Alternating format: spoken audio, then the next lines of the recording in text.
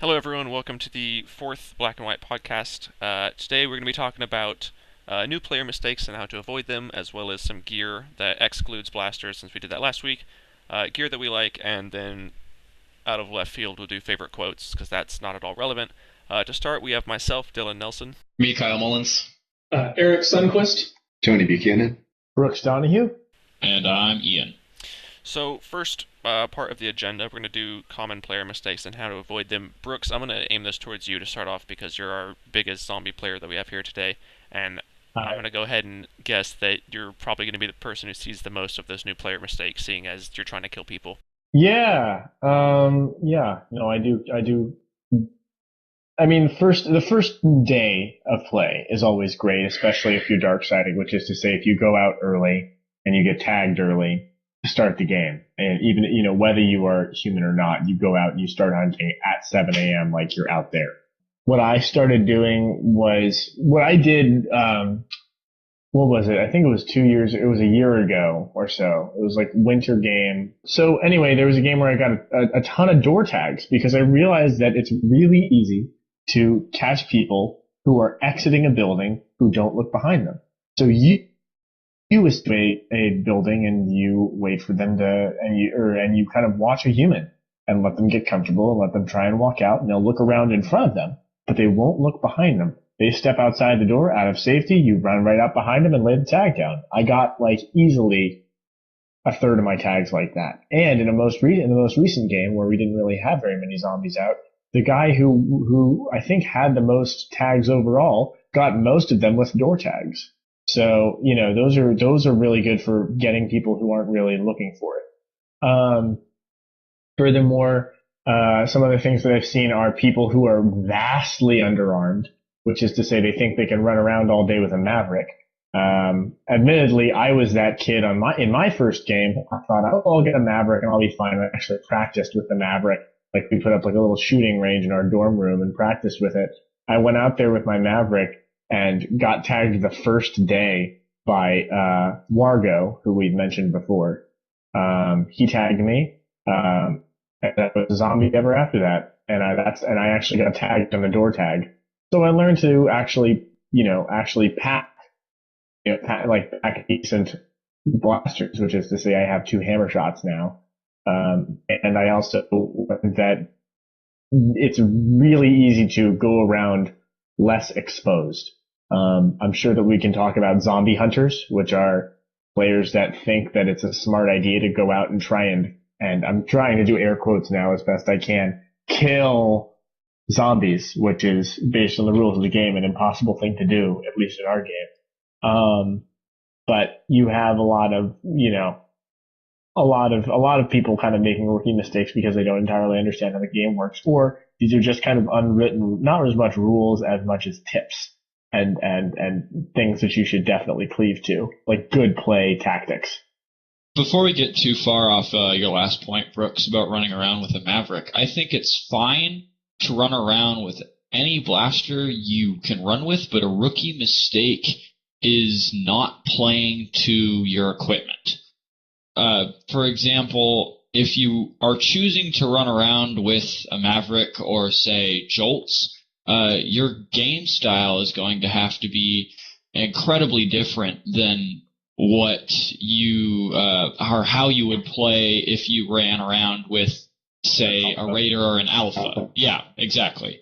You see a lot of players running around with night finders and just walking up through the middle of campus, and you can't do that, especially as a new player. You're going to get tagged. If you choose to run with that light armament, then you should be taking the sneakier routes.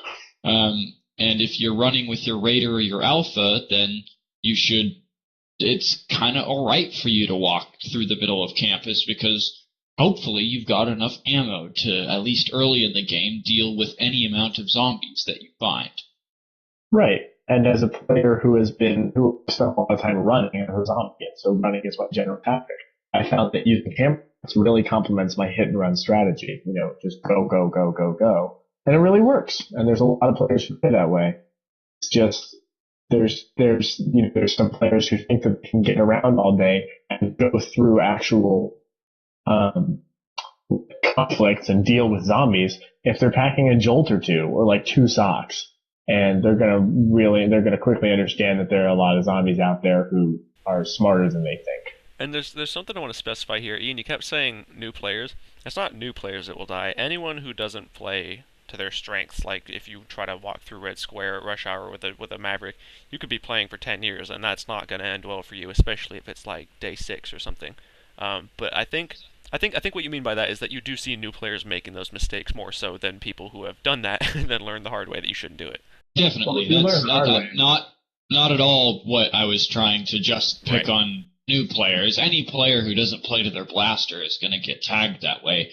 I've seen players that the newer players don't know how to play to the blaster they have usually, or even if they do know how to play to the blaster that they do have, they just don't for some reason or another.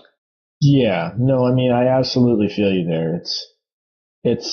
And it's easy to make mistakes. I make mistakes all the time. I mean, on the in game, as long as they're not like really, really painful ones. You just gotta, be sure of what you're doing, basically, is what it comes down to. And watch other players that are more experienced. If it comes down to it, watch other players that are known for lasting a long time. They'll have made names for themselves and see what they might do. Something else I'd say that I guess I notice a lot with players is that they seem to go ahead and try to define the game as being kind of a yes or no situation, which works in some encounters and stuff like that. But really, when it comes down to it, HVZ is a very broad and varied game with how people run through it.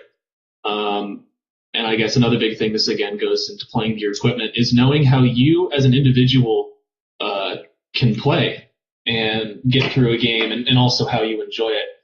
So anyways, when you're coming into HVZ, you need to know how to play to your own strengths and not necessarily to others, because in these podcasts, we talk a lot about how we as players succeed in game, but keep in mind, of course, obviously, we're not you, and everyone plays differently. And while maybe we reflect the ways you like to play, especially for the new people that are coming in to play any HVZ game, realize that your experience is going to be ultimately very different from anyone else's. And that's part of what makes this game so awesome, but also what makes this game so difficult for so many people, because something that works for me might not work for someone else.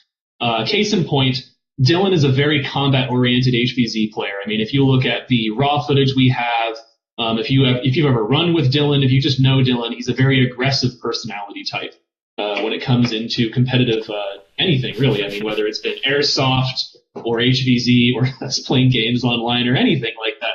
I mean, a lot of people, they'd be very frustrated by that, I imagine, because I can't even count the number of times we've been playing games online, Dylan, and we'll be like sitting somewhere for like 3 seconds and be like, I'm bored, I'm going out now. And you're like, no. don't go out, Dylan. And then you go out, and usually actually it works out for the better just because you really commit to whatever you're doing wholeheartedly, which actually makes a big difference.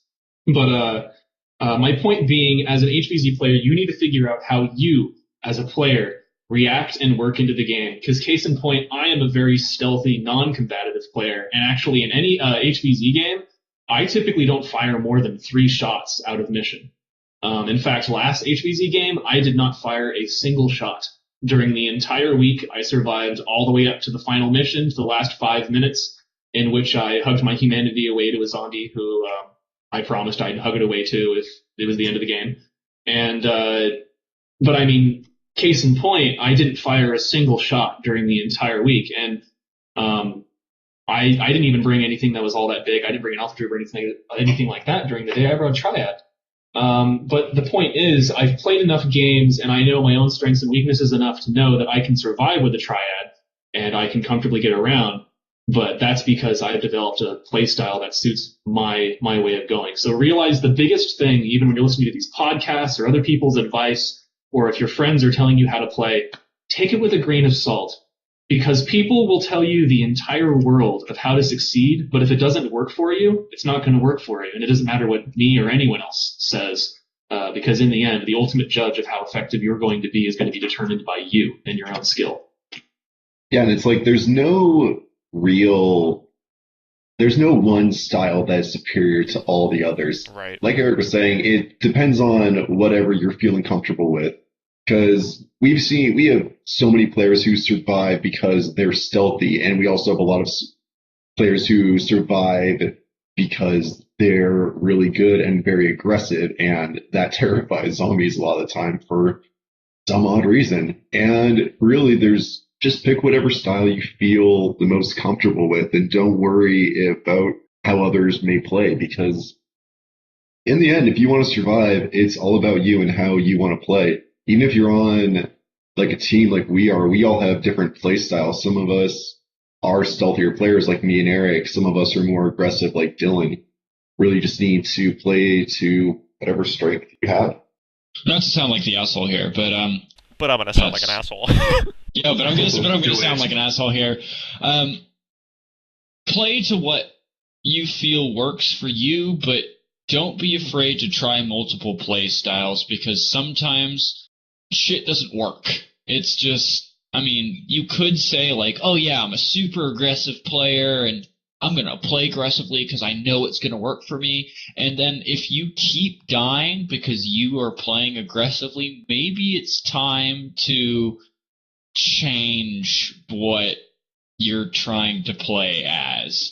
I mean, again, example using myself, I started out as a very aggressive human. I would run out and I was a zombie hunter, and then I got tagged and realized maybe that shit doesn't work. And so I tried it again and it didn't work. And I tried it again and it didn't work. And now I'm a scout, and that's what works for me. It might not be the most heroic, cool thing in your mind, but you have to play what works, not what you think is going. Yeah, exactly.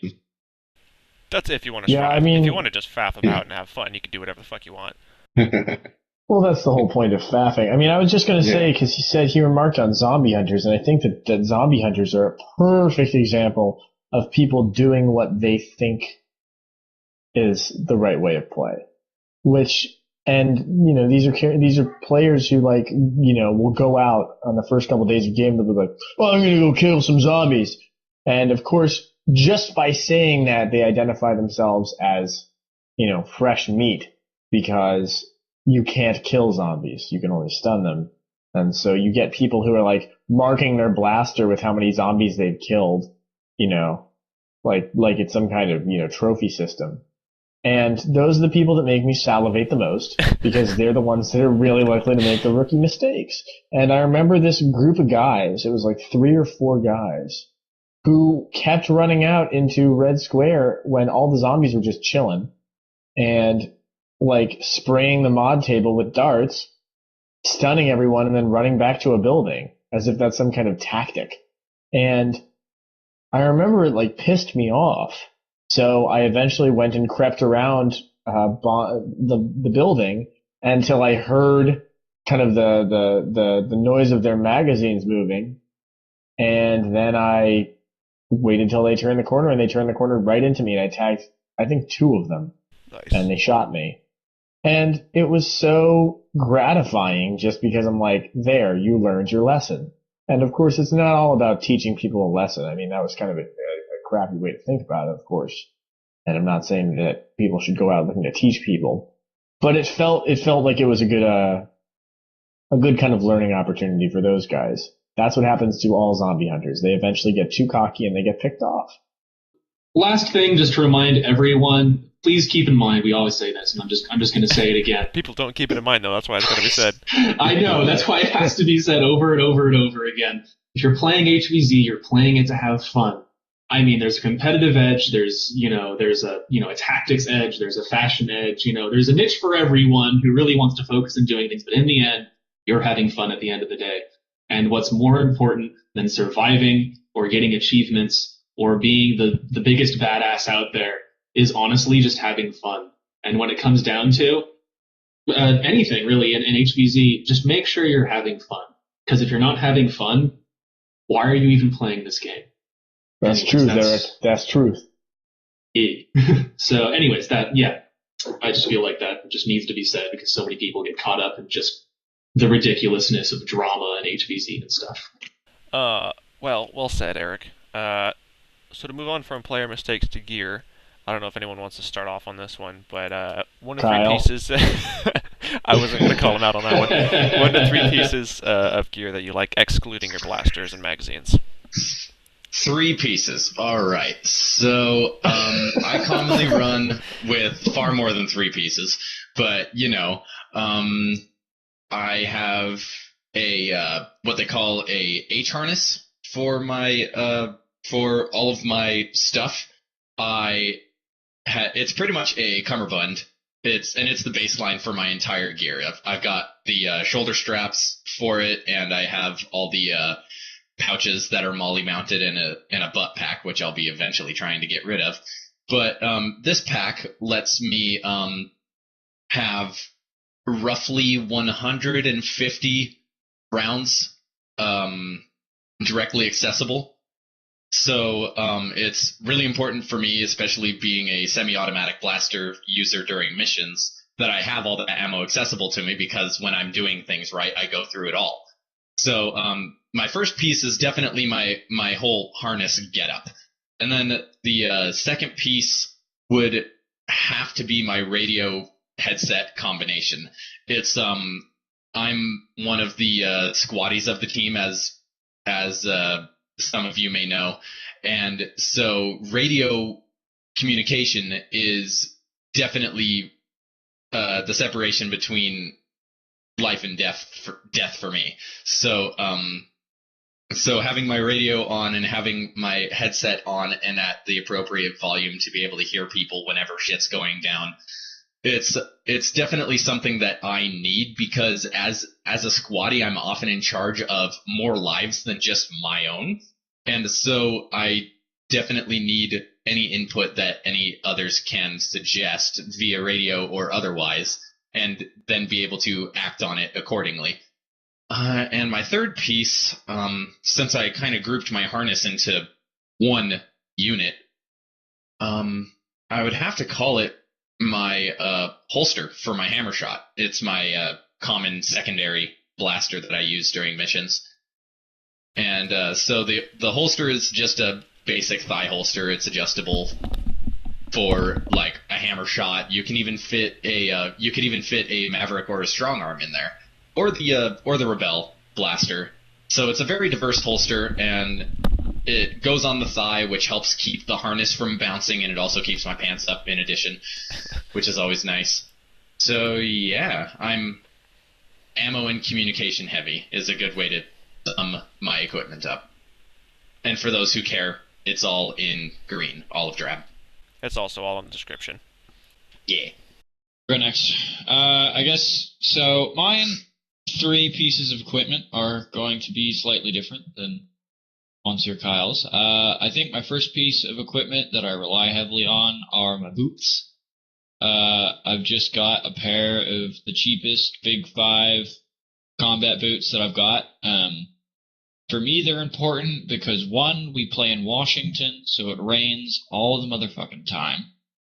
And I can tell you that nothing sucks more than a day of HVZ with just sopping wet shoes that are slowing you down, and it's horrible.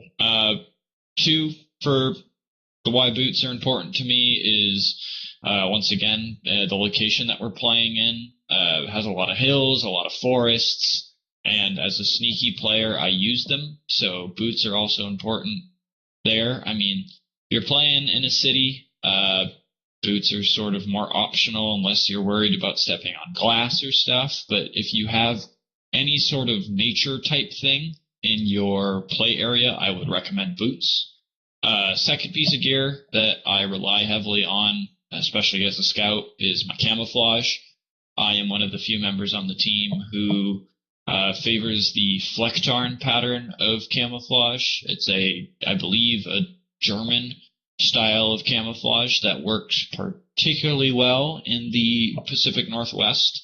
I know I've read a lot of things online about HVZ players sort of making fun of people who wear camouflage, like, oh, you're so elite and all that, but believe me, if you're playing in a wooded area, it works, especially as a stealthy player, because it allows you to blend in with your surroundings. And I know lots of times I've been able to provide overwatch or scout more effectively because I can go sit in a tree and sit there and watch. I guess for my third piece of equipment, definitely a good backpack is necessary. For someone who doesn't go through a lot of ammo immediately, I can just fill the bottom of my backpack with ammo and socks, lots and lots of socks, as well as any extra gear that I need during a mission or day-to-day. As long as you can cinch it up tight and be able to run with it comfortably and effectively, just make sure it works for you. Yeah, and I guess to add on to what Ian's saying about the camouflage and everything, like several of us do use camo, and I know for a fact that several of us do owe our viability as a human to that camouflage because we've been caught in sticky situations, and they may be some situations where hiding is the only option. So there have been some times where we've been able to slither out due to the nature of camouflage. I guess 3 items that I find particularly useful during every HVZ game I play that I typically always try to have on myself at all time would be my trench coat, a book, and my gloves. God damn it. Sorry, Dylan, I'm stealing yours. But the trench coat because I guess we live up in Washington in the Northwest, and as anyone who lives up here will tell you, it rains a fucking lot during fall through winter through spring especially. And of course, with that in mind, you're going to want something not only to keep you warm, but to keep the water off you, so I find my trench coat to be amazing for that. Also because as someone who's just naturally very aware of kind of, I guess, their size and body and just kind of how to move, I find it very effective to have something large like that, because I've used that trench coat to pretend to be everything from bushes to large rocks, and I fooled people with it, and it's the perfect piece of camouflage for me because it's like this very kind of like gray-green trench, and it just fits very well with the temperate nature of Washington and kind of the local fauna. A book, because as happens in HVZ, you're going to get stuck somewhere. And you know what? You might as well have something to do. And legitimately, if you have a bunch of zombies that are just sitting around waiting for you to walk outside, if you pull out a book and just sit down and start reading, a lot of cases they'll leave, because legitimately, if that human has something to do for a good damn long while, I know as a zombie player, I don't want to sit around forever. It's a great way of getting people to leave you alone and keep moving. Lastly, gloves, because as someone who is constantly sneaking everywhere, I find myself on all fours more so than on 2 legs.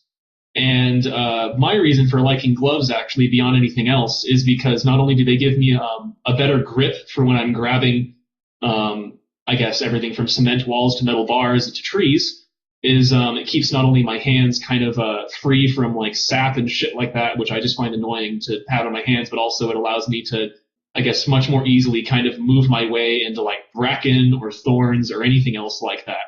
And as someone who's just going to leap into the first bush they see, if they need to hide, it's nice not to slice your hands and arms up. As for me, I generally try to run pretty light, but when either we're at some sort of an HVZ event or if it's going to be a really tough mission, I usually have a few things few pieces of gear that I try to bring along. The main one being my chest rig that I have. It can hold all of the, it holds everything I need, basically. Like, I've survived 24-hour events just by everything that I had in there. Everything from water to extra clothing, darts. Yeah, it's been really good. I ordered one a while ago, before our first event, and then I ended up trading it with my friend Chris because I liked it a lot better than what thing that I ordered, and I've been enjoying it a lot. Second actually is probably duct tape is probably the most useful thing you can have when you're playing, whether you're carrying it around with you or not. I always have a roll of duct tape somewhere in my room or when we're out on a mission because, well, not a mission, when we're at a 24-hour event because you can do so much stuff with it. I don't know, I've covered my blasters with it to make them less seeable. I've fixed straps and things with it when necessary. And finally, I think is going back to what Kyle said, having a radio is also really helpful. I got a couple of us not got new radios not too long ago, and I'm really loving mine just because it's been really helpful for just team communications and keeping everyone in the loop. My three things would be, I mean, radio was said, that's important. Headset was said, that was important. I'm kind of glad you guys did because it'll I'm glad you guys said that because it'll allow me to say these ones. My three things would be the pants that I use, fingerless gloves. Eric, you suck for taking that one, and ankle guards that I always wear. The first one is pants, and the pants that I use, I've used the same pair. This is gonna sound gross. I wash them and stuff, but the same pants has been used in all of my HVZ games that I've played, unless we're all camming up for a mission or something. But they're black Rothko BDUs. They're called a bunch of different things on a bunch of different sites, but Rothko calls them Ultra Force BDUs. They're basically, and they're advertised as paratrooper pants. Where I got them, I don't know what classifies pants as paratrooper pants, but they're super durable, super comfy. I've worn them for like 4 years now.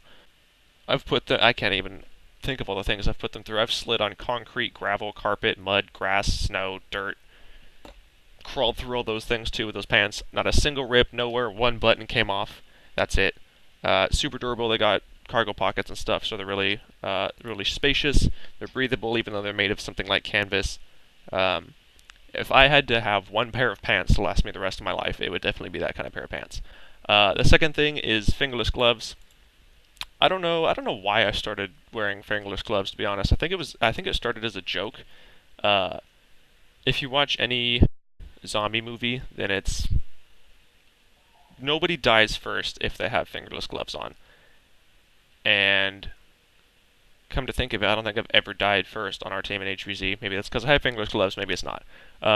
But I'll include a picture of mine. It's really interesting to see the difference in wear between my left and right hand.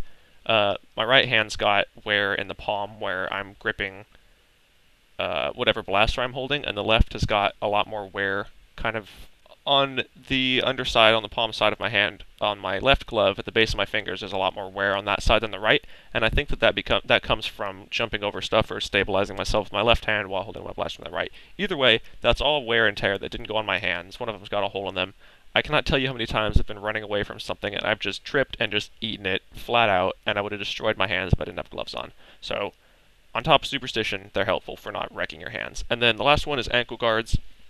I don't remember, I'll look it up, I don't remember the shin guards that they came off of, but I had two-piece shin guards that I wore through high school, and I could just destroy people with these things and I wouldn't feel a thing. And so what I started doing was I don't wear boots like some of the people on our team. I wear just regular running shoes. Even though my feet get soaked, I found that that's just better for me. The problem with that is that they've got no ankle protection, so I started wearing these ankle guards on top of them so that when I slammed my foot into a wall trying to get to a door, I wouldn't smash my ankles. So that's super helpful. If any of you are soccer players or have that, I'd highly recommend it. Don't bring shin guards, it's not necessary, but I'd recommend ankle guards as well. Okay. So I suppose that like my transition there. I don't know. Yeah, nice. Thank you. Groundbreaking. No, I for my three things, as a human player, I have my pockets, my sunglasses, and my jolts. Pockets are kind of more of a feature of gear rather than actual gear, but I'd like to think that all of the gear that I carry has or all the gear that I use has a lot of pockets. I'm not the guy that has harnesses or anything like that. So what I use instead I have a big pea coat that I wear, especially during the colder months, and a lot of the photos of the group in a couple of the snow photos, you can see me wearing my big pea coat, which has like 6 pockets or 8 pockets. And I keep like clips in a couple of them, and I keep, my jolts in a couple of them, which I'll get to later. I make sure I keep stuff in them so that it's easy to access. I know that, I don't really I just now have a decent HVZ backpack. And for the longest time, I used a messenger bag, which wasn't very good when you're running around. It kind of swung all over the place. So being able to keep my stuff kind of confined to the stuff that moved with my body was really nice. The second thing I have were sunglasses. Partially for the cool factor. I would just be straight up. You feel that much cooler when you're walking around with aviators on, and like Rage Against the Machine in your ears. That's pretty cool. I feel pretty cool. But the second part of that is the fact that there's a lot of sun, sometimes on the field, and I don't want any glare happening. Seeing as I'm a guy who keeps on the lookout for Zeds and makes sure that I get away from them before they see me. And that's sort of, I'm a hit and run style player. I'm a scout style player. It's really important for me that nothing is obstructing my vision. And if I have the sun in my eyes, I can't see anything. So I always make sure to bring myself a pair of sunglasses just so I can make sure that I'm seeing everything that I can see and that nothing is obstructing. Last thing I make sure to keep are my jolts, which I've named Phobos and Demos because I'm trying to be cool. Or kind of try hard. But I've had those two for I think a couple of years. Like it was since my second game when I was still a freshman, and they've stayed with me the whole time. And they're really good in a pinch. I've been running away sometimes and not really been able to get in a good shot off. And for those of you who don't have one, I highly recommend the Jolt. Trevor will also recommend the Jolt, but everybody recommends the Jolt because it's accurate, it's fast, and it fires a long way, and it's accurate over a distance too. And sometimes one dart is all you need, So, I've had times where I just lay down my blasters and I pull out my Jolt from my waist pocket. I always keep them both in my waist pockets on either side, and I fire off a shot. And more often than not, that ends the conflict. If I'm being chased and getting run down, I know that I have my Jolts to save me just in case. I guess the last piece of equipment I know every single member of the Black and White has used effectively and a lot of times has avoided conflicts is our bands. It's what marks a member of the Black and White. It's the combination of our black and white bandanas that signify our membership on this team, and it is the best intimidation factor I've seen in HVZ.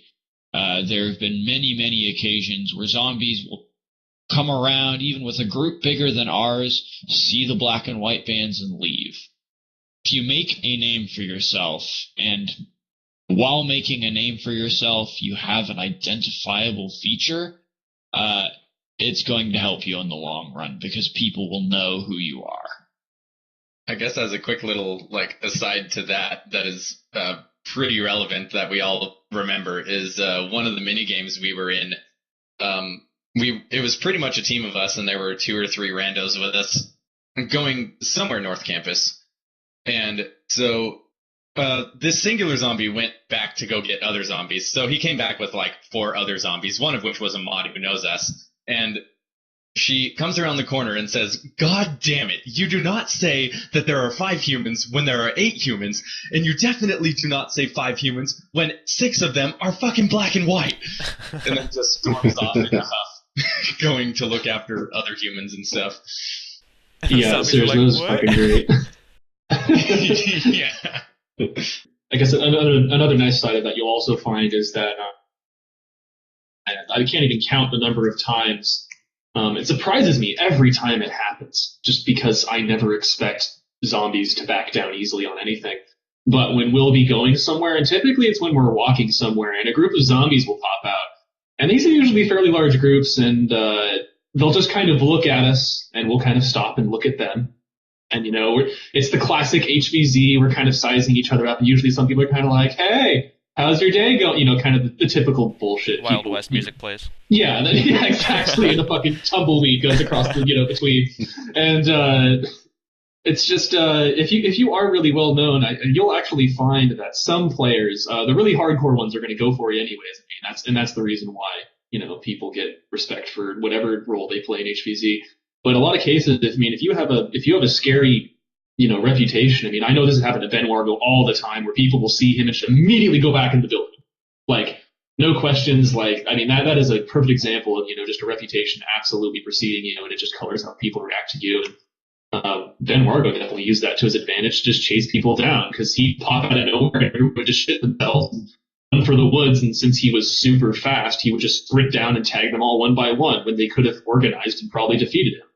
And with Black and White, there will be situations where, again, we'll have that standoff with zombies. They'll just look at us and they'll just kind of be like, "You're not worth it," and they'll just kind of wave at us and just kind of and literally walk off. I mean, I know that some zombies do that and they'll try to flank around, but we've literally had it like we've expected the counter flank and they actually left. So having an identifier can really work to your benefit. On the same note, though, of course, if people are looking to fucking come find you, they're going to come find you. So be warned of that. Yeah, it's definitely got an opposite effect. It's probably like, what do you think, 90 to 10 the times when it's people walking away to actively pursuing us harder because of the colors we're wearing. Would you say that ratio is right? Yeah. It's not often that people go harder because it's us. I I would say have it's probably around like 80-20. the game where I was rule czar and registration coordinator. It had the complete opposite effect. I didn't scare away a single group of zombies, and every group of zombies that saw me was like, "Fuck, it's Ian! Kill him!" Like, completely avoiding other humans. Well, Ian, to be fair, I mean, you're one of our best known zombie players, and that's kind of the thing with the WW in general. I mean, players like you and Brooks, and I mean, if Ben Wargo is playing, or any of our other named and known zombies, which if you're at WW, you learn to know them very, very fast. You guys are prime targets, because if they can get you, they know they're going to double their numbers with you helping them. So, I mean, that's a situation in which a reputation works against you, because if you're a good zombie player, I mean, if I'm a zombie player, hell yeah, I want you dead. I want you helping me out. You kick ass. You know what I mean? I mean, it's the same reason why, you want people to help you out during a mission. I mean, case in point, that's why we're a team. So, I mean, and also it really does come to the difference in, kind of zombie play to human play to a large degree. So we've talked about that a lot, I guess. I think I'm going to throw out the quotes because that's stupid and I used it as a filler.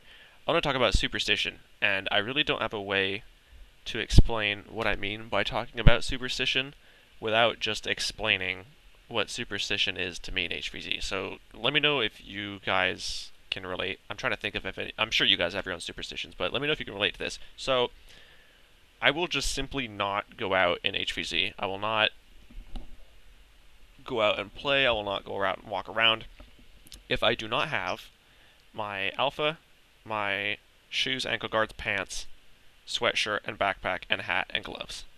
I'll even go without a radio sometimes, but I have, like, whenever I'm out without any of those things, which is very rarely, if I just feel like there's a sense of doom hanging over me. Not that there's not always in HVZ, but like a notably stronger sense of doom because I feel like something is off. Like I don't have something, my kit isn't there, and I've found that this is super hard to explain. It's a superstition that I have absolutely no science to back up, but I feel like if I don't go out with all my shit that I always go out with, I'm gonna die. I'm gonna get tagged or some shit's gonna happen. Can anyone else relate to that? There's absolutely zero science to it. It doesn't make sense to anyone. It probably doesn't make sense to anyone who doesn't have the same thing. But can you guys relate to that at all? Yeah, I mean, absolutely. I got like, this is for HVZ and for most of the time, like just normal life in general. Like if I don't have a belt on, I just feel like, well, this entire day is just ruined. Like if I walk, because I don't know, like I'm running around with HVZ. I usually run around in shorts, like rain or shine, and I just feel, all right, if I like got to campus and I saw, all right, I'm ready to go, and I saw I don't have a belt on. Well, okay, this is gonna suck. I don't know, like you said, there's no science behind it. It's just kind of like I feel like incomplete in some way. Like there's just Yeah, something missing. something's off. Yeah, something's off. I don't know. That's just kind of like because I'm always so used to just wearing a belt all the time, unless I'm wearing board shorts or something. If any of you, like Cody, have watched my footage and know absolutely everything I've ever done on film in HVZ, you might say, "Hey, well, what about what about when you were wearing camo for that one mission, or this or that when you didn't have your pants. I had other BDUs to go with my camo, and I had a camo hat to go with my camo. So I still have the whole kit there. It's just in a different color. You've actually broken me, Dylan. What do you mean? I cannot play HVZ effectively without my fingerless gloves. I'm going to die. Same. I'm gonna die. It's just if I get to campus and it's just all right, I'm ready to go, and I don't have my fingerless gloves, I will turn around and walk home to grab my fingerless gloves. Other than that, my bands and my dog tags. Yeah, the Yep. bands is another thing I was thinking of because it's like they kind of just complete everything. So like when you're actually playing HUZ, if you don't have your bands on, you're like, well, how are people going to identify me now if I don't have them on? That's yeah. I mean, I didn't even say bands and dog tags because I have those with me every day anyway in a backpack or a schmog or some form of like that. But I mean, case in point, one year I misplaced my white bandana, and so I said, shit, how am I gonna rectify this? I'm gonna die if I go out there. So I cut up a T-shirt and made it into a bandana. No one noticed because my white one goes under my black one anyway. But I just will not if I don't have my shit in order. I doubt any of you know this because I never talk about it, but I actually have a very specific system of things I do before we do anything big. And maybe once I start pointing them out, you'll start noticing them a lot more now. But something I always have on me, whether it's in my backpack, but more specifically on my blaster, is my red bandana. Yep. I'm sure you guys have, if you guys look at any of my things, you'll notice that it's tied around the handle or something like that. And it's all the more ironic that we got put onto red team. And the reason why is because I believe red to be my lucky color. Is that you're doing, Eric? Is that why we're on red team? Well, I wonder if that's the reason you're put on red team is just because I had the very obvious red bandana on my blaster, which is always, at chest level where everyone can see it. Who made that call? Was that Ashton? I believe so, yeah, because Ashton did our first to get that answer from him. I think he really was just doing it randomly because the colors they mass ordered all the colors. I mean, they could have been any color. It's just red and blue are the easiest to get, and it just ended up being that way. But I think it might have literally been because I know I always had red that day, and I think some other people on our side of the room just had red that day, and I think it just kind of all came together, just put us on red team. So I mean, it's totally happenstance. I can't prove that that's the reason, but I don't know. I feel like red is absolutely, I feel like, my lucky color, and I typically try to have red on me every single day of HVC. Another thing, the half gloves. We've already talked about that. It's actually kind of a running joke in black and white is that if you don't have your fingerless half gloves, you're going to die. Yep. And I mean, it's absolutely not true, and we always joke about it because, in every zombie movie you ever watched, the protagonist has fucking... Yeah, no, fuck you, it is true. Let's think here. On average, wouldn't you have to agree that the people on the team with fingerless gloves, on average, survive longer than the people without? I have no idea. Think about it. Who doesn't have fingerless gloves? Who hasn't historically had fingerless gloves? Tony, do you? Well, I'm a bad example here. Well, right. We'll throw Brooks the outlier out of the equation. If we do... You're a zombie! You're the control element. Tony, do you have fingerless gloves? I do not. Danica doesn't. Court does, though coffee's his weakness. Wait, but was he wearing his fingerless gloves when the coffee got him killed? He might not have been. We'll have to ask him. It's one of those things that, again, like I said, we joke about it all the time because obviously as HVZ players, we've watched lots of zombie films and stuff like that. And the heroes always have fingerless gloves. And so our joke is like, oh, if you don't have your fingerless gloves, you're going to get killed, or something like that. We joked about it a lot, but the funny thing is that, I mean, oddly enough, we've found that it seems like it actually seems to kind of like help us. I don't know if it's like just because of morale or just kind of a running joke or tradition at this point, but most of it, if not all of us, have half gloves. And we wear them pretty religiously during HVZ. It's funny because I don't think any of us wear them outside of HVZ at all. At all. If they're... I only wear mine biking and airsofting outside of HVZ. If there are any... If I'm doing something stupid, I'll wear mine. True. Something that will impact your hands.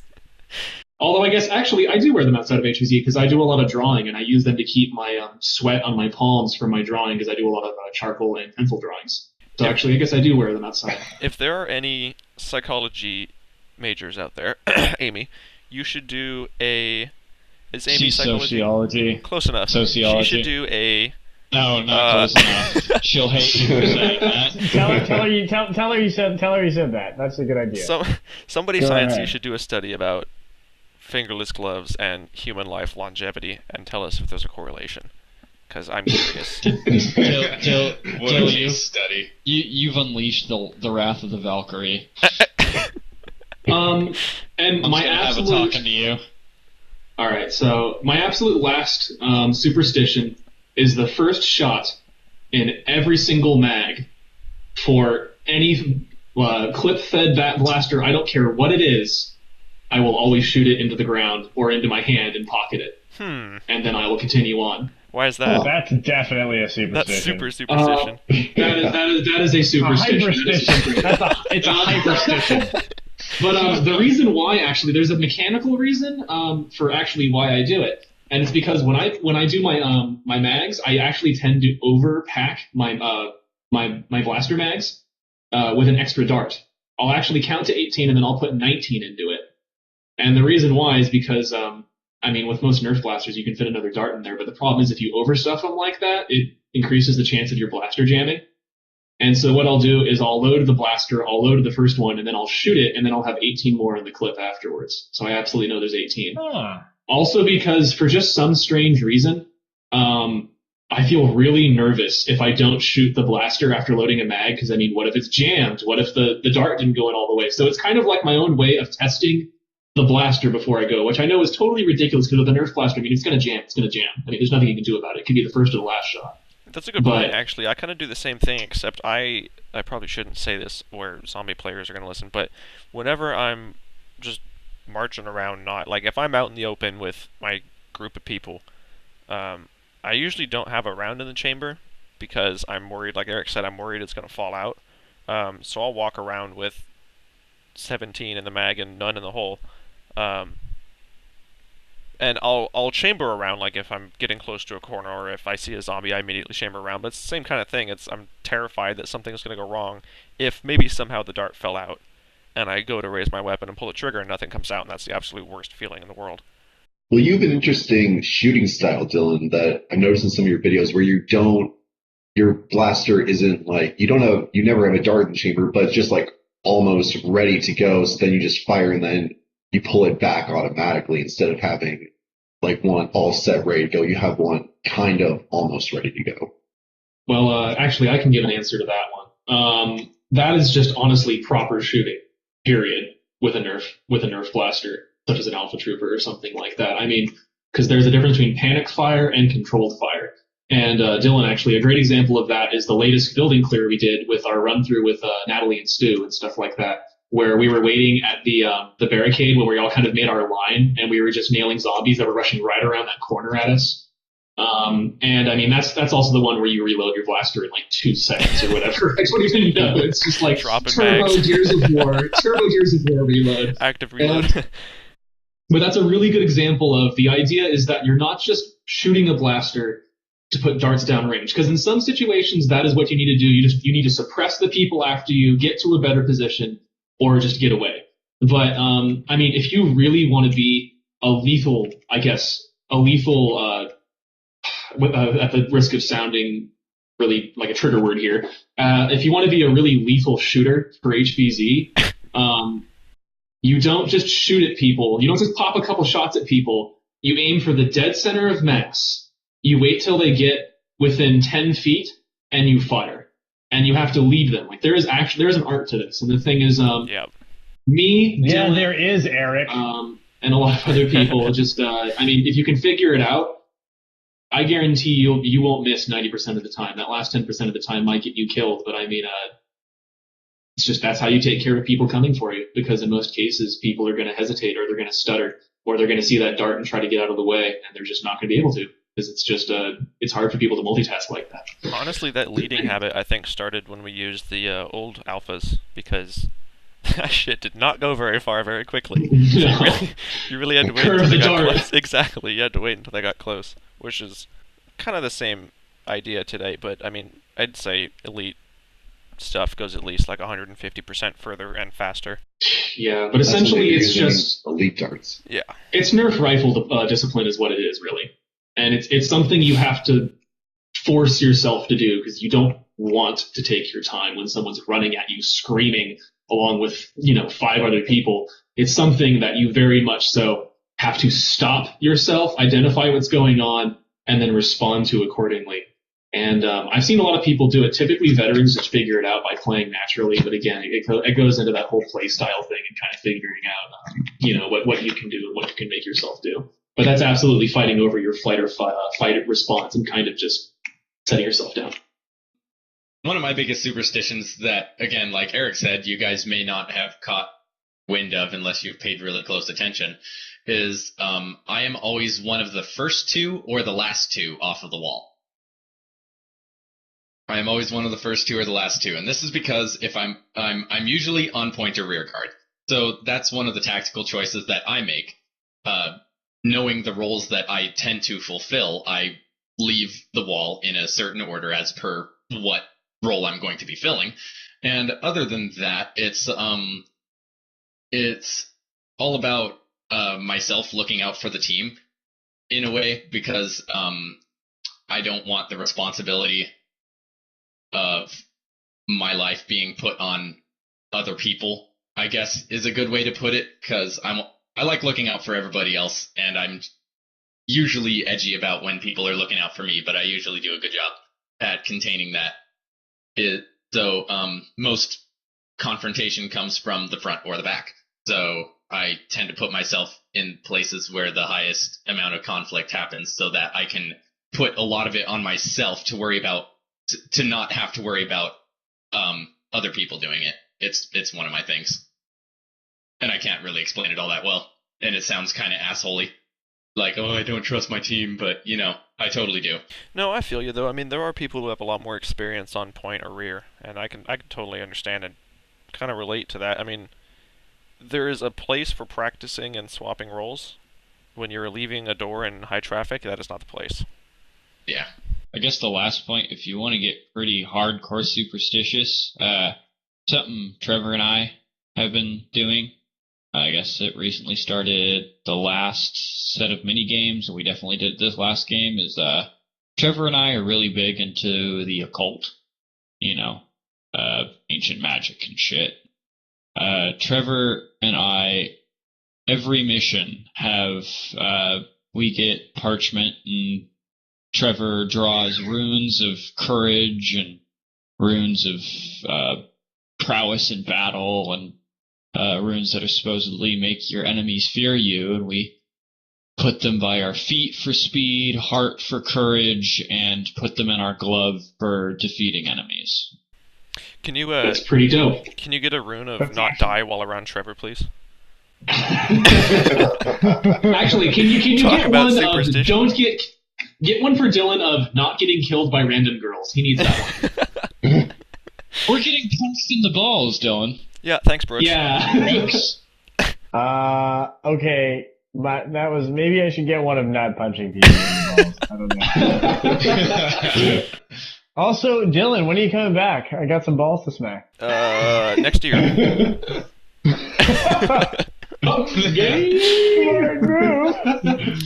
I think unless anyone has any other points, that's all we got time for tonight. I hope we kept it under an hour. I have no idea at this point. If you want to leave us a question or ask the team a question as a whole, you can hit us up on our Tumblr, which is in the description and on screen right now. If you have a question for me specifically, you can leave a comment. If you have any questions that you don't want to follow links to, just leave a comment. If you have anything relate to, leave a comment. Thank you for listening. We will see you next week. Everyone say bye. Bye-bye. Bye. Later. Bye.